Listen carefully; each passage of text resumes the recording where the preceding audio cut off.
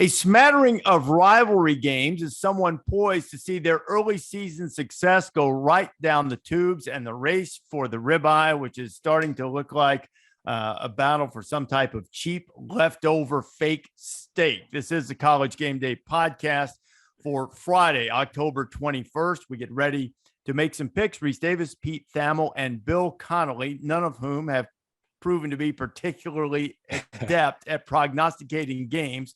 And we are battling for the loser to buy the winners a nice steak dinner. So far, nothing but losers here. Bill, you're leading the way, sort of. You're 7 games under 500. I'm 11 games under 500, and Pete is 14 games under 500 against the spread. Pete and I have spoken briefly about this earlier in the week on the podcast. Bill, what in the world do you have to say for yourself and your fancy SP Plus prognostications? Well, I mean, SP Plus is doing pretty well. It's just, the games. Well, then why aren't you? How can you? I know. SP Plus is so great. How come you're not doing great? I promised from the start, I can overthink things better than anybody in the world. And on one hand, but on the other hand, and when that happens, it's bad. But look, I'm Iowa here. I'm basically, as I've dragged everybody into the muck, and I'm winning in the muck. And so I'm good. Like it doesn't really matter what the record is. Winner's the winner. Pete brought up something on Wednesday. Pete, why don't you lay it out for him when we were going through the AP rankings? And I was pounding the table, which I will continue to do until playoff expansion, for a threshold for these conference champions. What did you want from Bill? So, Bill, this is sort of where where our discussion, and we sort of agreed to disagree on some of the tenets of it, but philosophically, I think we were the same. So, Rece was saying that in the new iteration of the playoff, once the UCF, Cincinnati, BYU, Houston crew has jumped up, he doesn't want it to be a charity if a 4-loss team from the group of 5 or a 3-loss team or an unranked team from the group of 5 is the highest ranked conference champion. So what we thought statistically, this could be like a homework assignment, Bill, that you don't want, because Bill writes 72 articles a week, so he doesn't need any more work from his goofy podcast friends. But what do you think is a fair threshold for the group of 5 for the 6th highest ranked conference champion? Right. Yeah. I mean, at this point over the last decade, obviously, the power conferences will have stolen most of the good ones, but I would say, number one, there's not going to be a 4-loss team in there. It'll be that was but yeah, like my one concern, like I could easily accept some sort of like, you've got to be ranked, otherwise no kind of deal. But knowing how the rankings process works, where the teams basically, where the committee members, they basically select a batch of teams and then they, discuss them and then they rank them. Basically, it's like just a piecemeal poll kind of deal. I feel I worry about, you get down into the 20s when you're discussing those teams. I worry about suddenly, you're not voting on who's number 21 anymore. You're kind of trying to manipulate whether, Boise State or San Diego State or Toledo or whatever should be ranked at all because of that threshold. So that's my one concern, is it kind of gamed the system a little bit. But generally speaking, I mean, if you just put it at 20 or 25, that's, you're certainly going to get any of the G5s who have a chance to win a game in the playoff will probably cross that, clear that bar. So explain this to me then, because I understand what you're saying. If I'm having a legitimate discussion with other like-minded people on a committee about whether a team, conference champion or not, should be ranked at all, what the hell are they doing in the playoff? Why would they be in the playoff? I mean, my only response is that college football, FBS college football, is still like the only, any other sport, if you're ranked, you're probably in the playoff or really close to it. And so FBS is the only thing in the world that's different from that in any way. So, I mean, it's fair. You're not going to, if you're number 20, if we're trying to figure out whether you're number 23, 4, 5, or 6, you're not going to win the national title. So why are you in the playoff? But I mean, every other sport, it's about inclusion as well as who's going to win. And no. I love inclusion. I love it. I love, I love that part of the deal. I love the fact that I like meritocracy, Bill. All right, let's put it this way: when you do that, when you go down to Dallas for that playoff, in October they invite some media members down there, and you sit in the room and you debate. They always do 2014 as the example. That's the year where Boise State ended up getting the G5 spot, and obviously they would have been a playoff too, I guess. But Marshall. One loss Marshall, incredible Marshall team who absolutely had the talent to win one of those games. They had a couple of power conference. I don't remember, was it like Louisville and Georgia Tech, somebody like that. And they had basically their non-conference schedule fell apart and it ended up being an extremely soft schedule, like BYU a couple of years ago. Now BYU ended up ranked just fine, but Marshall, anytime you're in that room, the ain't played nobody chorus starts to speak up, and what should have absolutely been a top 20 Marshall team, half the people wouldn't have voted them in the top 25 at all because they were unfortunate enough not to have played anybody. So that's my one concern there. We have ain't played nobody itis sometimes, and we that biases our selections, and it would have left out potentially a really good Marshall team that could have won a first round. Had they, let me ask you this: had they played anybody? Ain't played nobody. No. I said, did they? Oh, I mean, not really is the answer. Well, no, but I mean, I have my fancy math that can tell you they were still a top 20 level team. Okay. When they had the opportunity to prove it. Then and see, here's my thing on it. It's not really a team like that bothers me. Right. It's a team because this is going to happen. A lot of years like last year, no problem. Cincinnati, clearly I advocated. I thought they belonged in the playoff. They're fine. A couple of years ago, even if you had 12, Coastal Carolina, no problem. I'm good. What I'm talking about is there, and I think I think we differ on this. I think there will be a year where there's a 3 or 4 loss. The 6th champion is that, because maybe a conference fell in a certain way where you had a dominant team. The second team had 3 losses, maybe 4, overall. They're the top 2 teams to play in the conference championship game. There's an upset, right? I think it will happen. That's why I'm advocating for the threshold bill is to guard against that. It's not to keep out the Marshalls. It's not to keep out the Cincinnatis or BYU will be fine in the future. They'll be in the Big 12. UCF. It's not to keep those deserving teams or capable teams out. It's from stopping the charity cases. But it's Friday. It's game day.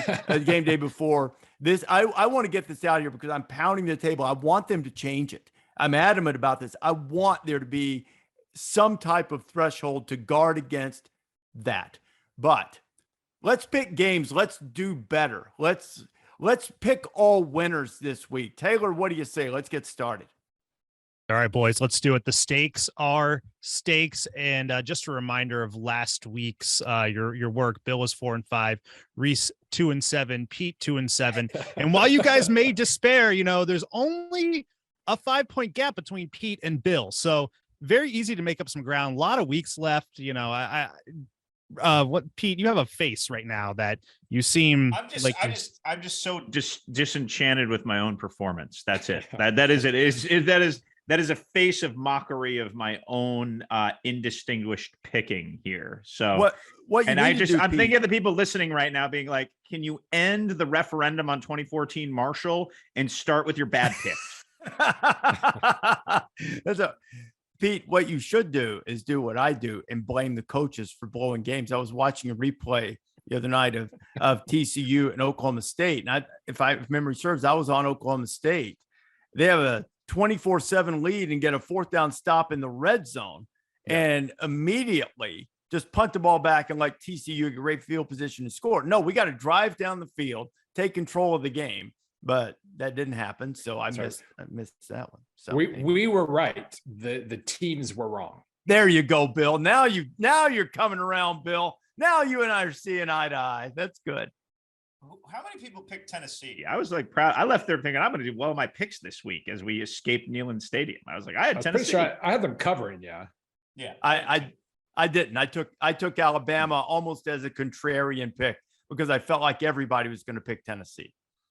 So, all right. Let's spiral back into our picks abyss here. Stalling is over. Let's do it. Orange on orange, Syracuse at Clemson. Clemson, a 13-point favorite. Let's go Rece, Pete, Bill.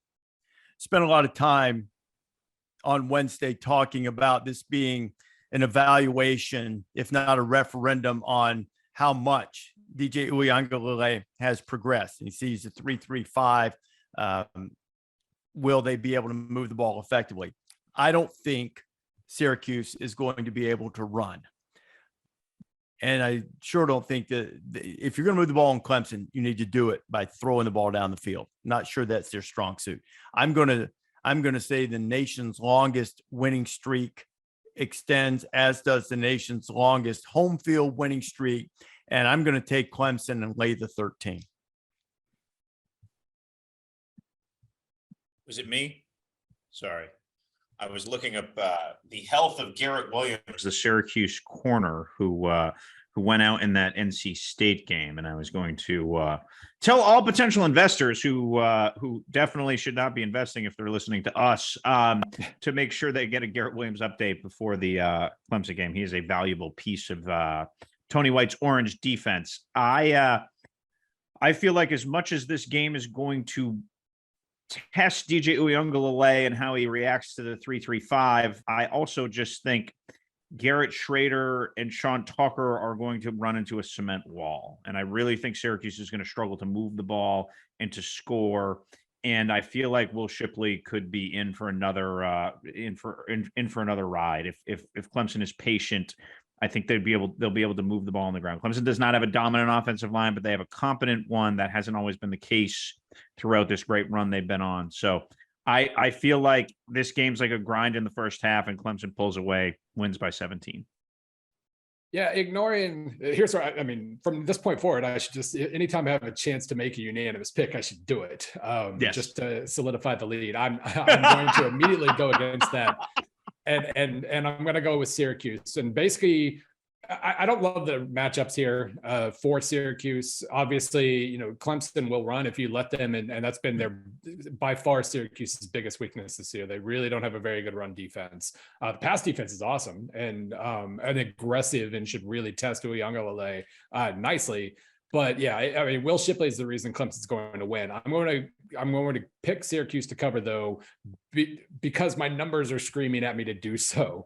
And it's basically this: 6 games this year, Syracuse has overachieved, has beaten the spread 5 times, and has overachieved SP plus projections 5 times. I don't think we've really figured out exactly where they are yet. We keep, bumping them up and raising their ranking, and they keep overachieving still. So we're still trying to find that. And even with that, SP plus still only says Clemson by 9. So that's my entire logic. I do feel, well, it's a close game, and Clemson always wins close games. So I still feel comfortable saying Clemson's going to win. But yeah, I think this one will be tough for them to pull away. Next up, we've got Ole Miss going to LSU. LSU, a 1.5-point favorite. Let's go Pete, Bill, Rece.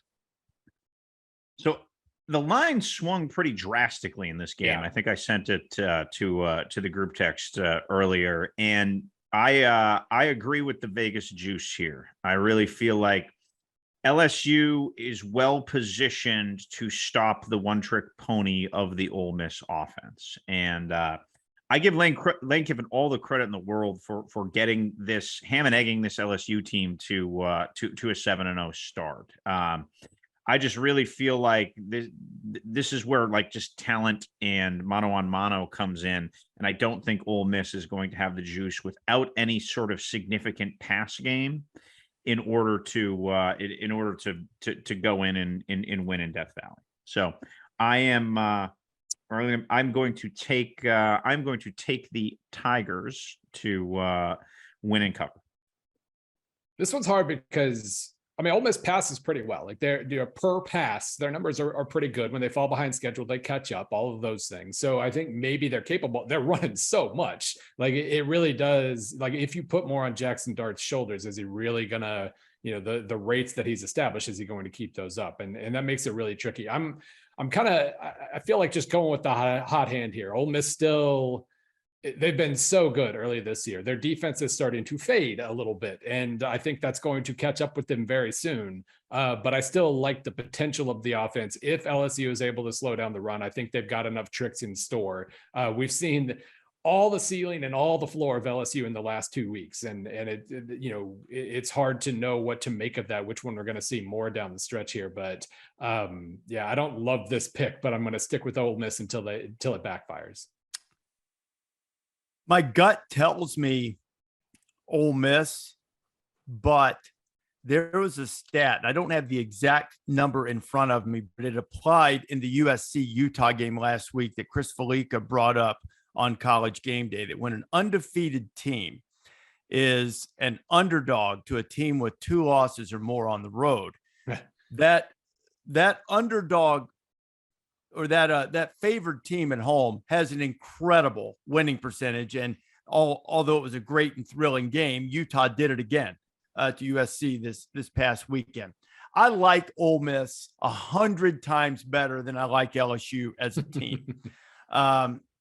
And I am very wary of that stat, but I'm going to tell you, I think the creativity, I think the fact that LSU has been kind of, a little mercurial, you don't know exactly what you're getting, and Ole Miss could fall into that category too, but Ole Miss is different. They play in spurts. Yeah. They play and then they sort of doze, and then they play and then they doze. So there's part of me that wants to analyze this to death, and a 2-loss team that's favored slightly at home against the undefeated team, which tells you that the Vegas people don't really believe in Ole Miss. But since it's such a tiny number, if I just even had a field goal, I'd probably take LSU, but I'm going to take Ole Miss and say that Lane puts a little more heat on Alabama in the West and stays undefeated in a good one in a rivalry game in Baton Rouge. If it was at night, I would absolutely be taking LSU, by the way, but it's not. So next up, the Ting in your Tang game. UCLA headed to the 5-star boutique hotel that is Oregon, a 6-point favorite. Let's go, Bill, Rece, Pete. Bill, start by telling us if you'd wear a toga if you were at this game. No. Under any circumstances, no. At this point, 20 years ago, maybe. This game, these are 2 of the teams I've really been leaning on. I think the books have been underestimating these 2 teams for a while. And the numbers early on, the efficiency numbers early on, especially for Oregon, suggested they got crushed by Georgia. They're gonna be a really good offensive team when they start playing mortal defenses, and they have been. So this is hard. I've been sticking up for these 2 teams, and I just think it's going to be close. I'm going to pick UCLA because I think it's going to be closer than 6. I'm not really sure who I like in this game. They're both extremely similar, extremely offensive, extremely efficient offenses, extremely iffy defenses. Any stop in this game is going to be a pretty big one, but I don't really know who to pick straight up, but that tells me to pick UCLA. Really on the same page with you there, Bill. Oregon's defense hasn't been good on 3rd down, been pretty good against the run, but they don't get the field. They've given up some yards passing, a lot of yards after the catch, all of which seems to play into Chip's wheelhouse. You've got a veteran team in UCLA, I should say, a lot of old guys on that team. I'm not going to be surprised at all if Oregon wins the game, but touchdowns too much, too much delay with this being the next big test for Oregon after Georgia, with all due respect to BYU.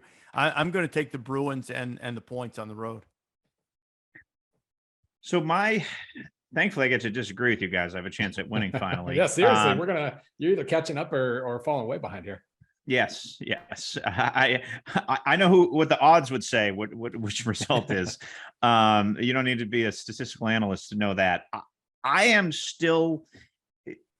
It's interesting, right? Oregon, if they played Montana State to open the season, we'd be gaping at their offense, right? Like a gasp, saying, "Oh wow, this is this is a juggernaut. This is dominant. They're in the top 10, top 20 in almost virtually every category." And then UCLA, they just haven't. they haven't really played anybody until Washington and Utah. So I think that Oregon is a very young, very talented team that's really gotten a lot better. And as they have sort of improved and roared, we're still all thinking about that game in the Georgia Dome in early. So I could see Oregon just handling UCLA because they have just handled pretty much every team they played since. Like it hasn't been close. So the conditions I do think may favor UCLA because they can go 3 tight end and such. But right now I will stick with our friends the Ducks just on the theory that we've seen it from them, and I think Bucky Irving can just grind it out in the rain. And Terrence Ferguson is a weapon at tight end. There's some great tight ends in this game, and Bo Nix has been outstanding since the opening game when he was not. Texas, a 6-point favorite on the road at Oklahoma State. Texas might be back. Vegas might want people to think they're back. Let's go Rece, Pete, Bill. I'm taking Oklahoma State at home. I really like this Texas team. David Pollack said on GameDay a few weeks ago that he thought maybe Texas was the best team in the Big 12. But Oklahoma State coming off that disappointing loss to TCU, backs against the wall at home, getting points. Capable offense, more than capable. I think they're in top 5 in the country in scoring offense, so they'll be able to keep up. I think there'll be a little bit of a bad taste. They've had Texas number, albeit, through various Texas regimes. I think they've won 8 of the last 12. This is one of those games for a lot of the players on the Cowboys roster that were overlooked, and you never forget those types of things. Give me a touchdown in Stillwater against Texas. I'm going to go with the Pokes and take those points and start with a 6-0 lead or 7-0 lead or whatever it'll be to start the game.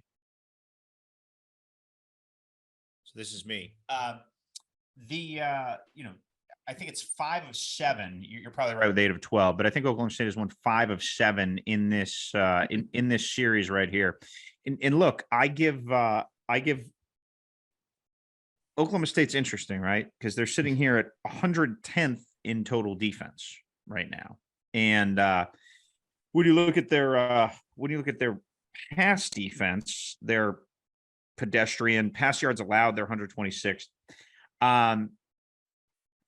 This comes down to a litmus of how much you trust Texas, right? How much you trust the evolution of Texas to go win in what will be a hostile environment, in what has been a difficult game for the program, and what they're able to do on the road.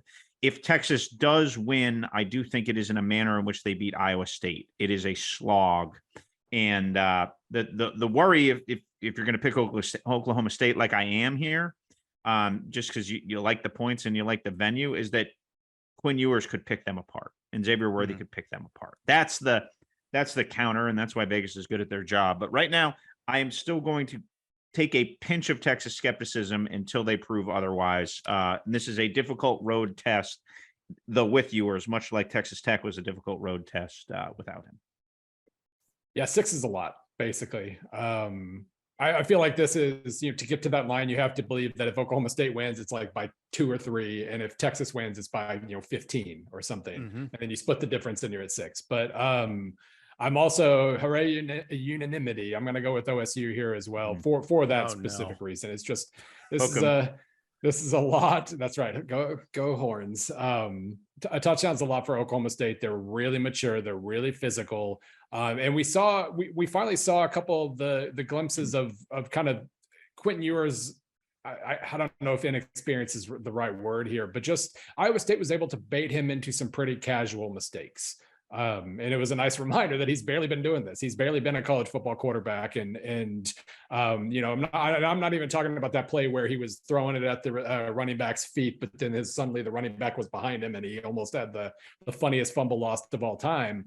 But even downfield, they were able to bait him. They were able to make him see things he wasn't really seeing. And I figure Oklahoma State can do that too. They're going to hit him a decent amount. Even if Texas wins, I'm much more comfortable saying it's by 2 or 3. Next up, Minnesota heading to Happy Valley. Penn State a 4.5-point favorite. Tanner Morgan, a game time-ish decision, not ruled out yet for Saturday. Let's go Pete, Bill, Rece. Yeah, my understanding of Tanner Morgan is that there's a chance he plays. You're absolutely right, Taylor. He has not been ruled out yet. For those investing in this game, that is quite a large factor. As how the game will go. What a collection of tailbacks we've got here, right? Nick Singleton, Katron Allen, and obviously Mo Ibrahim's back from his ankle injury, came back last week. I just think with some ambiguity over Tanner Morgan right now, and this is a general statement, not a specific statement to Minnesota. What we've seen with head injuries as we look back post Tua, we've seen schools be cautious, right? Now, I'm not sitting there with the doctors looking at everything, but when you say generally, when you look at Dylan Gabriel, generally, when you look at guys, they have missed a game after head injuries. Again, this is not specific to that case, but I do think universities now are perhaps going to be a touch more cautious, as they generally should be. So that said, I'm going to take Penn State. Maybe if we find out Morgan's going to play, I would think a little harder about the Gophers, but I'm going to think Penn State, which had a good run defense until they played Michigan, could revive a little bit of that. I don't think the Gophers have a very good offensive line, and I don't think it will be able to create the holes that Michigan's did. Yeah, for me, this is all about Morgan's uncertainty. I'm shocked that he's even a game time decision here. I really that felt like, okay, he's going to be out a couple of weeks at least when it happened. So, I mean, good for him in that regard that it's not that serious, but I'm going to assume it's it's likely that he probably doesn't play. And if he doesn't, the backup quarterback did not inspire confidence last week, like 2 picks and 6 passes. And Penn State usually, I looked it up, like Penn State in their history of getting destroyed at the big house, they tend to respond pretty well. So we've got that going for us in making this pick. They won out in the regular season in 2016. I think they won their last 3 in 2018 as well. So it doesn't seem like this kind of experience lingers on them. My numbers still think Minnesota's pretty good, especially defensively. If Morgan was playing, I would probably go with Minnesota, but I can't. I got to go with Penn State here. I've been on the Gopher bandwagon from the start. I thought they would win the Big Ten West. That does not, they're not out of it, but that does not appear as if it's going to happen this year. They can run the ball. They got one of the best offensive linemen in the country in John Michael Schmitz, and making a lot of midseason All-American teams and so forth. But the last 2 games, they've scored 10 points and 14 points. They've thrown no touchdown passes, and 6 times the other teams caught the ball.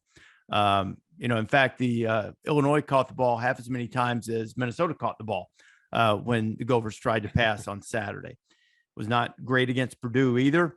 After Penn State was sort of had their manhood shaken in the big house last week, a one-dimensional team coming in there, even all with a good running game as Minnesota has, and the poor run defense that Penn State had against Michigan, one would think that maybe Minnesota would have a chance. But I've been a little disappointed in the way the Gophers have played offense since the Michigan State game. After watching the Michigan State game, I was like, holy cow, I know Michigan State's not good, but they were just so efficient. And Morgan was so accurate. And then you were able to balance that with that powerful running game and good defense.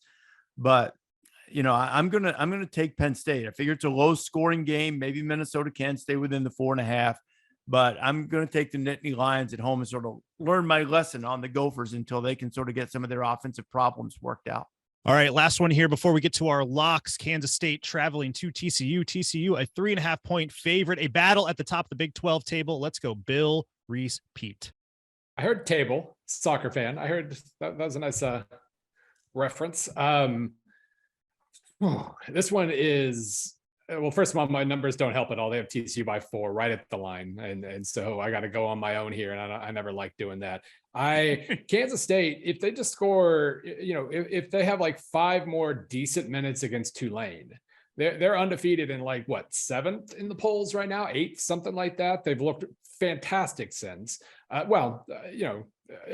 Iowa State, they look fantastic defensively, at least, but this is a really, a really solid team that I think, threw us off the scent by laying kind of an egg against a pretty decent Tulane team.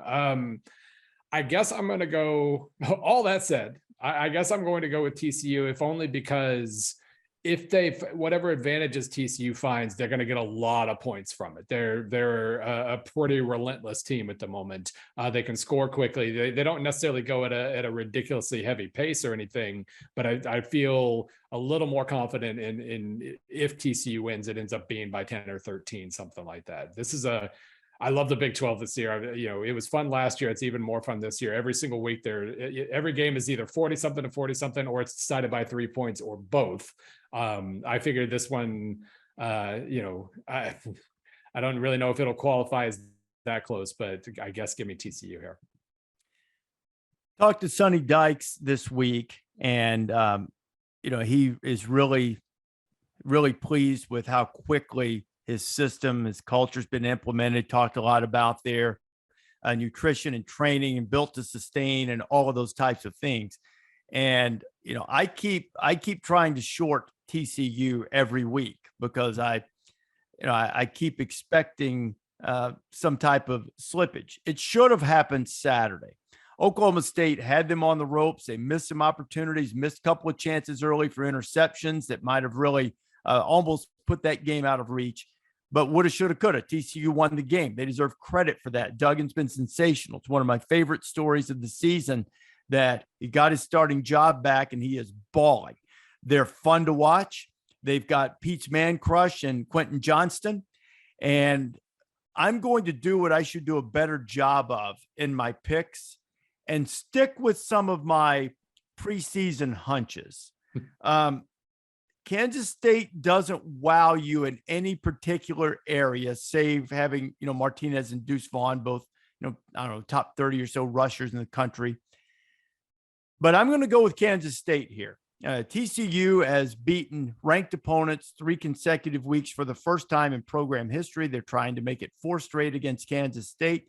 I'm going to say that it's Kansas State who continues to throw the Big 12 upside down, and that they will be on top of the standings. I'm not using the other term that you guys use for the fake football as opposed to the real football. So atop of the standings in the Big 12 will be Kansas State standing alone at the end.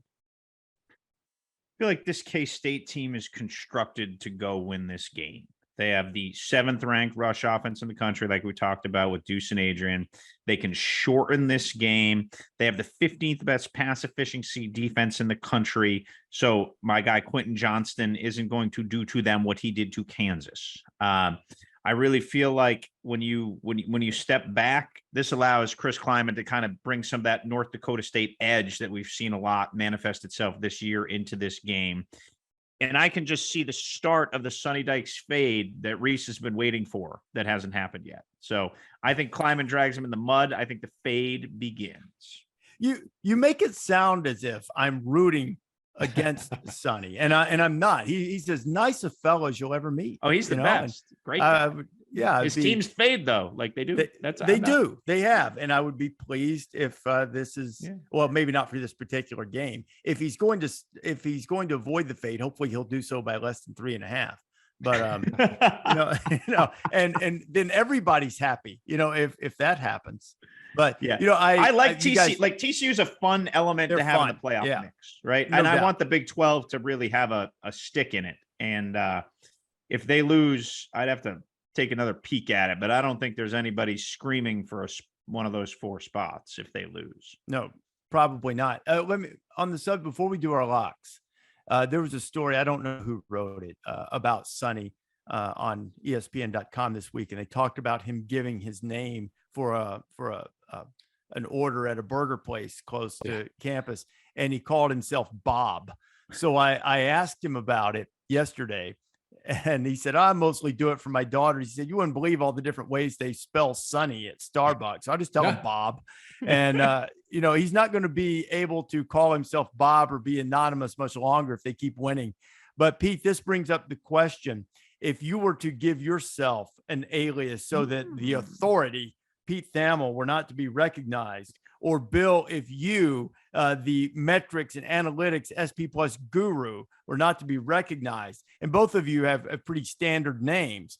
But what alias would you choose? Pete, what would you go with if you were giving a fake name for your Starbucks order, your carryout order? I'd like to say about once a week in game day when I walk out, usually on Fridays to go over to the set to do a Sports Center hit, somebody yells, "Hey, Rece!" So maybe I'll just use Rece.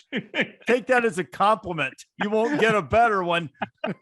I'm like, don't they see what I'm wearing? It's like ill-fitting sports writer clothing, not a tailored toga like Rece is going to have in Eugene this weekend. You're dressing great, Bill. What would you? Honestly, now that I think about it, I'm kind of curious if I could pull off Sunny. I think I might try Sunny, to be honest. You should. That would be hilarious. You should try Sunny.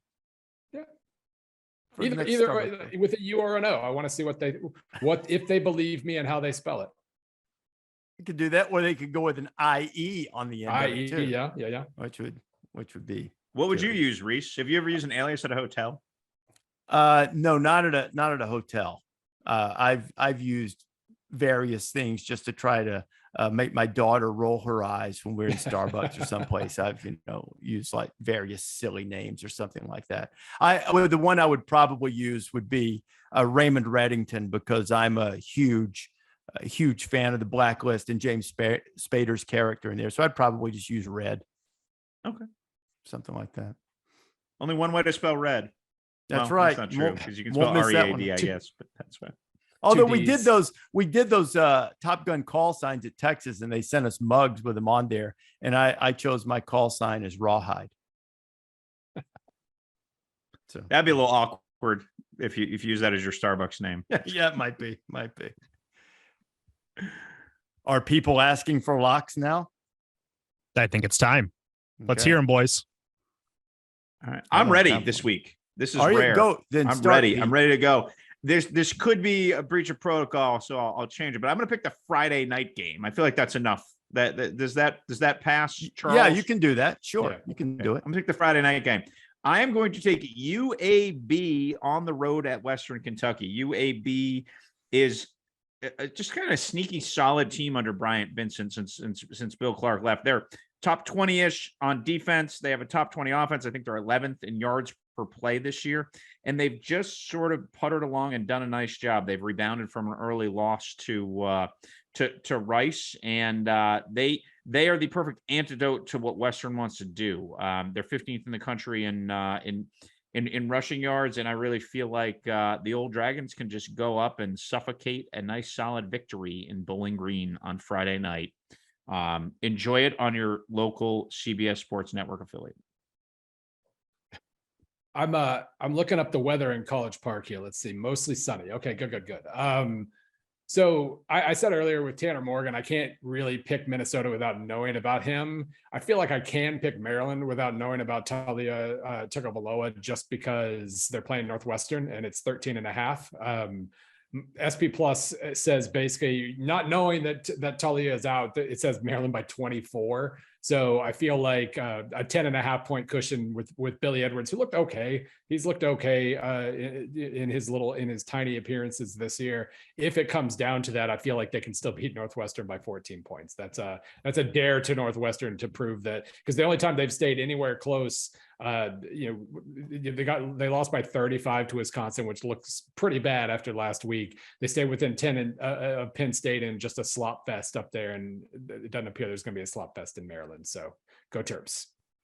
Just about every week, I'm tempted on the Super Dogs and College Game Day to take Northwestern, because historically, there's, even when Fitzgerald hasn't had good teams, there's been the inexplicable rise up week, where they just rise up and play well and beat somebody's eyes shut.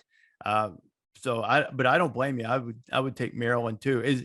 Before I do my lock, is that going to happen at all this year, or is Northwestern, have they pushed their chips to the middle of the table, Bill? What do you think? Well, I mean, maybe it happened in Ireland, first game of the season. Maybe. And that was it. They were just spent when they came, once living in the land of Fitzgerald's ended and they came back to the States. Suddenly they had nothing left. I mean, It's not like there are just tons of ridiculous teams left on their schedule. They're not going to beat Ohio State, obviously, but Right. Minnesota looks beatable. Iowa looks beatable on the road. Both Purdue's on the road. Goodness. Can you imagine that game, Northwestern and Iowa? Ugh. I don't want to. No. Well, it's fun to watch. I say that it's always fun to watch Iowa play defense. It's fun to watch them on defense. They're really good. Yeah, one of the local reporters in Columbus this week pointed out that right now Ohio State's first in offensive SP plus and Iowa's first in defensive, and that doesn't happen all that often. That the top two. So he said it'll be a really interesting matchup, and everybody immediately responded with, "Oh no, that's a terrible game." Like no matchup. Something else. Do something else when Iowa has the ball. Watch it when Ohio State has the ball. That's a great. That is very true. That'll be fun to watch. I did that and broke down all the different stats. I'm not buying time, I promise. This has a chance to be my super dog on Saturday too. BYU, who is flailing a little bit, coming across the country, sort of a remnants of when they came across the country, although it wasn't a last minute thing like Coastal Carolina, going into Liberty. Liberty's getting 6.5. I'm going to go ahead and go with the Fighting Hugh Freezes, at least for now. Liberty getting 6.5 as being my lock against BYU. All right, guys, those are the picks. And so proceed at your own risk. If you're listening, it's been a great and entertaining week, and hopefully we'll do better in helping you out. Or maybe you've learned by this point just to listen to what we say and go the exact opposite. And you've bought a new vacation home in some marvelous island tropical locale. This has been the College Game Day podcast. We encourage you to download this, listen 3 times a week, wherever it is that you like to get your podcast, Mondays, Wednesdays, and Fridays. For Bill, Pete, Sarah, Taylor, our entire crew, we'll see you next week. Thanks for watching ESPN on YouTube. For live streaming sports and premium content, subscribe to ESPN+.